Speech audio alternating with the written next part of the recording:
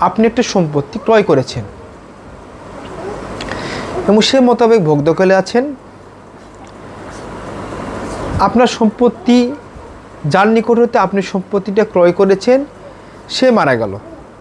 তার কিছুদিন পর তার কোনো ছেলে এসে দাবি করলেন তার বাবা আপনার পূর্বেই তার নিকট সম্পত্তিটা দান করেছেন এবং দখল ছেড়ে দেওয়ার জন্য আপনাকে চাপ সৃষ্টি করলেন।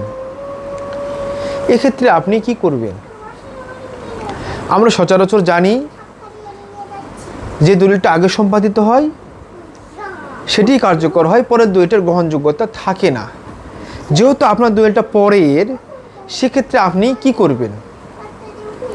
সম্পত্তি হস্তান্তর আইন 1882 53 ধারা মোতাবেক কোনো ব্যক্তি প্রতারণার উদ্দেশ্যে তার কোনো সম্পত্তি তার স্ত্রী, তার সন্তান, তার ভাই বোন, তার পিতামাতার নিকট যদি দান করে এবং পরবর্তীতে ওই একই সম্পত্তি যদি অন্য কোনো ব্যক্তির নিকটে বিক্রয় কবলার দলিল সম্পাদন করিয়ে দেয় বা টাকার বিনিময়ে কোনো দলিল সম্পাদন করে, তাহলে ওই পরের দলিলটা গ্রহণযোগ্যতা পাবে, পূর্বের দলিলটার গ্রহণযোগ্যতা থাকবে না।